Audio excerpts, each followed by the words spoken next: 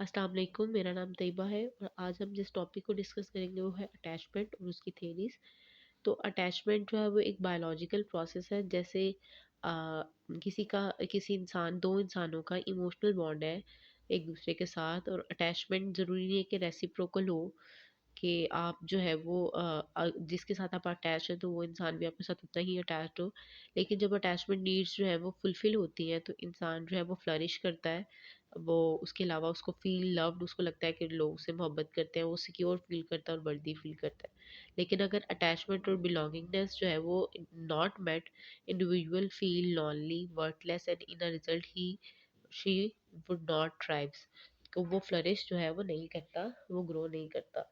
तो अटैचमेंट बहुत ज़्यादा ज़रूरी है इंसान की डेवलपमेंट के लिए, और जो है ये एक बायोलॉजिकल प्रोसेस है। उसके अलावा अटैचमेंट जो है एक एडेप्टिव रिस्पॉन्स है। जैसे आप कोई भी बच्चा जो है, अगर उसको अपने पेरेंट्स नज़र नहीं आ रहे तो वो रोना शुरू कर देगा, वो सर्च करना शुरू कर देगा कि उसके पेरेंट्स जो हैं वो किधर हैं, या कोई भी उसका जो प्राइमरी जो उसने फिगर बनाया हुआ है, अटैचमेंट फिगर जिसके साथ वो अटैच है, अगर वो सेपरेट होता है तो बच्चा जो है फ़ौरन रोना शुरू कर देगा या उसको तलाश करना शुरू कर देगा। तो ये एक एडेप्टिव रिस्पॉन्स है। यहाँ पे हम एक ही एग्जांपल भी देख सकते हैं कि जैसे कोई दो फ्रेंड्स हैं और एक लेकिन वो इतने अरसे से नहीं मिले, और सडनली जो है किसी एक दोस्त को अपने उस पुराने दोस्त की याद आ जाती है, और अगले 2 या 3-4 दिन बाद उसी दोस्त का लेटर या मैसेज आ जाता है। तो ये एक एडेप्टिव रिस्पॉन्स है। तो is an adaptive response is an appropriate reaction to the environmental stimulus. If infant display such attachment responses in their early life, for instance recognizing the face and smell of the primary caregiver. तो इसमें यही होता है कि child में जो infant में जो अटैचमेंट का रिस्पॉन्सेज है वो अर्ली लाइफ में ही डेवलप हो जाते हैं, क्योंकि ये एक बायोलॉजिकल प्रोसेस है। तो वो अटैच जो है अपने पेरेंट्स के साथ अटैचमेंट कैसे शो करता है कि उनकी फेस को रिकग्नाइज करने की कोशिश करता है, उनकी स्मेल को रिकग्नाइज करने की कोशिश करता है, या कोई भी प्राइमरी गिवर है।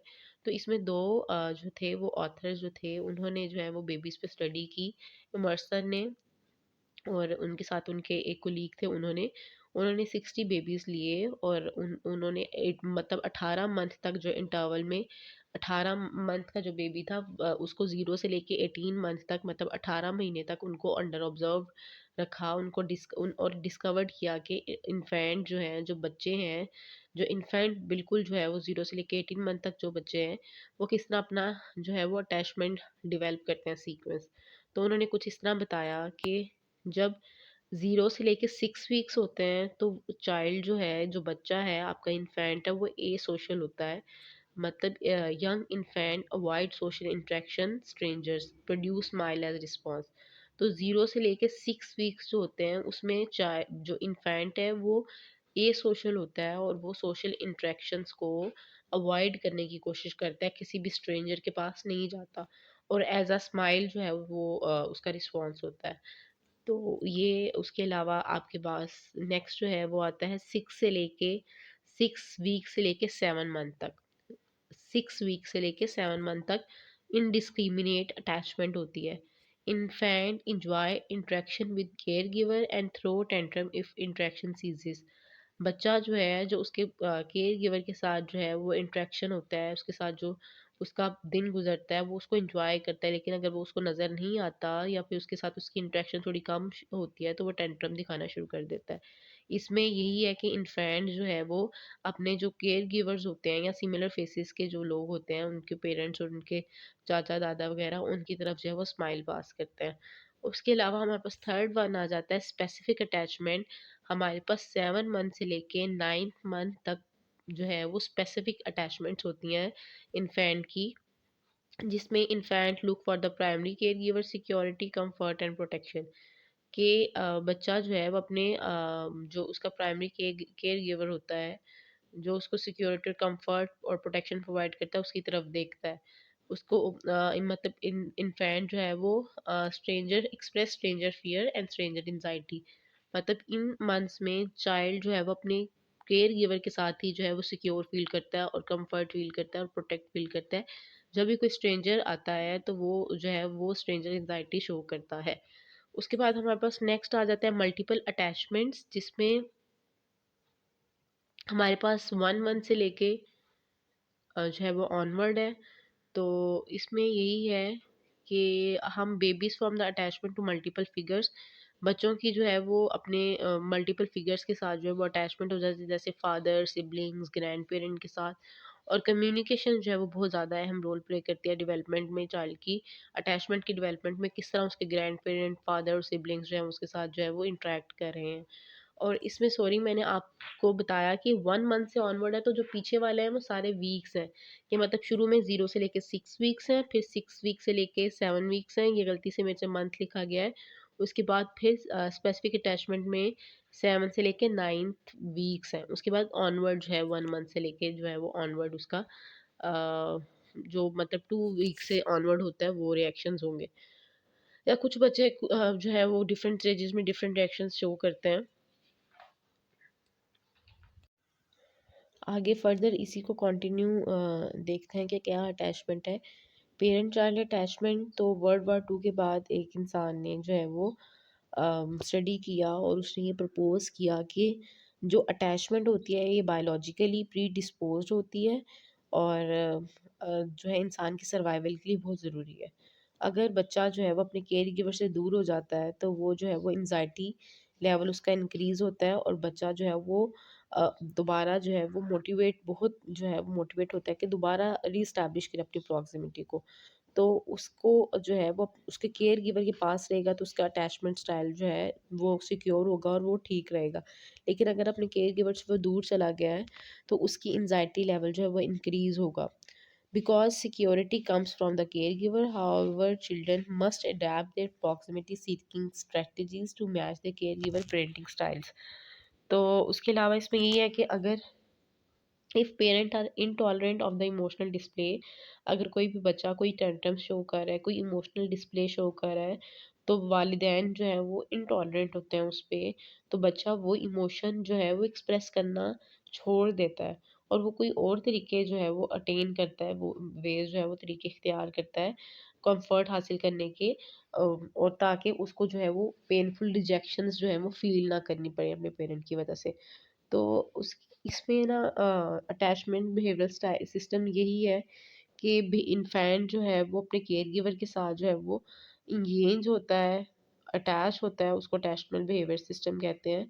इसमें यही है कि किस तरह जो है वो जिस तरह का उसका पेरेंट्स के साथ अटैचमेंट बिहेवियर सिस्टम होगा उस पे डिपेंड करता है कि वो किस तरह अपने रिलेशनशिप्स को दूसरों के साथ मेंटेन करता है। तो इसमें हमारे पास डिफरेंट स्टाइल्स हैं, पेरेंट चाइल्ड अटैचमेंट स्टाइल्स। तो सिक्योर अटैचमेंट स्टाइल में यही है कि secure attachment occurs when children feel they can rely on their caregivers to attend their needs of proximity, emotional support, protection. तो इसमें बच्चा जो है वो अपने सिक्योर फील करता है क्योंकि उसका केयर गिवर जो है उसको इमोशनल सपोर्ट प्रोवाइड करता है, उसको प्रोटेक्शन प्रोवाइड करता है, उसकी नीड्स जो है वो फुलफिल करता है, जिसकी वजह से बच्चा जो है उसमें सिक्योर अटैचमेंट स्टाइल जो है वो डेवलप्ड होता है। और जो चिल्ड्रन हैं वो मोर एम्पैथेटिक होते हैं बाद की ज़िंदगी में, दूसरों के दुख दर्द को समझने वाले होते हैं लेटर स्टेजेस ऑफ चाइल्डहुड, और लेस डिस्ट्रप्टिव होते हैं, इतना नुकसान नहीं करते, किसी की चीज़ों में इंटरप्ट नहीं करते, लेस एग्रेसिव होते हैं एंड मोर मेच्योर होते हैं। और जब वो एडल्ट होते हैं they tend to trust have long term relationship, वो दूसरों पे एतमाद और भरोसा करते हैं और उनके जो रिश्ते हैं लॉन्ग टर्म रिलेशनशिप्स जो हैं वो बहुत अच्छे होते हैं। उसके अलावा उनकी सेल्फ इस्टीम हाई होती है, उसके बाद उनको सोशल सपोर्ट जो है वो बहुत ज़्यादा, लोगों को सोशल सपोर्ट करते हैं और लोग भी उनको सोशली सपोर्ट करते हैं। उसके अलावा अपनी फीलिंग्स जो हैं वो दूसरों के साथ शेयर करते हैं। ये तो है सिक्योर अटैचमेंट स्टाइल जिसमें केयर गिवर अपने बच्चे को इमोशनल सपोर्ट प्रोवाइड करता है, प्रोटेक्शन और जो है उसकी ज़रूरियात को पूरा करता है। फिर उसके बाद आता है हमारे पास सेकंड वाला है एम्बीविलेंट। एम्बीविलेंट का मतलब ही ये है कि शक व शुबा। तो एम्बीविलेंट अटैचमेंट जो है वो एक इनसिक्योर अटैचमेंट स्टाइल है जिसमें हम केयर गिवर की तरफ से चाइल्ड की तरफ इनकंसिस्टेंट रिस्पॉन्सेज होते हैं by the feeling child feelings of anxiety and pre occupation with the care giver availability. Such children become extremely suspicious of strangers. तो ऐसे बच्चे जो होते हैं वो अजनबियों पे भरोसा नहीं करते। उसके अलावा जो है वो जब कोई उनका केयर गिवर जो है उनसे सेपरेट होता है तो वो परेशान हो जाते हैं। और वो लेकिन जब वो वापस आते हैं तब भी वो जो है रिटर्न जब आता है केयर गिवर तब भी वो कंफर्ट फील नहीं करते। और जब वो एडल्ट होते हैं तो रिलक्टेंट होते हैं, दूसरों के साथ क्लोज़ नहीं होते इतना। और हमेशा जो है उनको ये लगता है कि उनका जो पार्टनर है उनके साथ does not reciprocate their feelings and become very मतलब इसमें ये है कि जो उनको लगता है कि जो उनके साथ पार्टनर है उतना रेसिप्रोकेट नहीं कर रहा उनकी फीलिंग्स के साथ, वो जितना वो उसका करते हैं उतना नहीं कर रहा। क्योंकि उसको चाइल्डहुड में जब वो इन्फेंट था उसके पेरेंट्स की तरफ से इनसिक्योर अटैचमेंट स्टाइल मिला, एम्बिवलेंट अटैचमेंट स्टाइल मिला, जिसमें केयर गिवर के कभी भी अच्छे जो है वो इनकंसिस्टेंट जो है वो रिस्पॉन्सेज थे, बच्चे की तरफ अच्छे रिस्पॉन्सेज नहीं थे। उसके बाद नेक्स्ट हम आता है हमारे पास अवॉइडेंट अटैचमेंट स्टाइल। तो ये भी इनसिक्योर अटैचमेंट स्टाइल है, जिसमें avoidant attach children experience emotional unavailability unresponsive by the care giver. जिसमें जब कुछ भी इमोशनली एक्सप्रेस करते हैं, कुछ भी करते हैं तो उनके केयर गिवर्स हमेशा अनरिस्पॉन्सिव रहते हैं, कोई जवाब नहीं देते। ऐसे चिल्ड्रंस की नीड्स को हमेशा इग्नोर करते हैं उनके पेरेंट्स, जिसकी वजह से बच्चे जो है वो हर्ट होते हैं और बीमार हो जाते हैं। तो care giver of these children discourage crying. तो इस तरह के जो पेरेंट्स होते हैं या केयर गिवर्स होते हैं वो अपने बच्चे की जो रोने को वो डिस्करेज करते हैं और वो इनकरेज करते हैं कि वो इमेच्योरली जो है वो इंडिपेंडेंट हो। तो ऐसे चिल्ड्रन जो होते हैं जिनकी अवॉइडेंट अटैचमेंट स्टाइल्स होते हैं वो अपने केयर गिवर्स को भी अवॉइड करते हैं और do not seek out comfort और कॉन्टैक्ट और show no preference between care giver और कंप्लीट स्ट्रेंजर। और कोई कोई अजनबी हो और जो उनका केयर गिवर हो उसमें वो डिफरेंस नहीं कर पाते और ना ही वो प्रेफरेंस देते हैं कि जो है वो अजनबी ज़्यादा बेहतर है या उनका केयर गिवर। उनके लिए दोनों बराबर होते हैं, क्योंकि उनके जो केयर गिवर होते हैं वो अनरिस्पॉन्सिव होते हैं, उनके किसी इमोशन को रिस्पॉन्ड ही नहीं करते। As a adult they tend to have complete they have difficulty with close relationship. ऐसे लोगों को अपने रिलेशनशिप्स में जो है वो मुश्किलात पेश आती हैं और वो अपना ज़्यादा वक्त ही जो है वो रिलेशनशिप में इन्वेस्ट नहीं करते, जिसकी वजह से वो और हमेशा जो है वो बेचैनी का शिकार रहते हैं। और जब रिलेशनशिप एंड होते हैं तब भी वो बेचैनी का शिकार होते हैं। उसके बाद हमारे पास है डिसऑर्गेनाइज अटैचमेंट स्टाइल।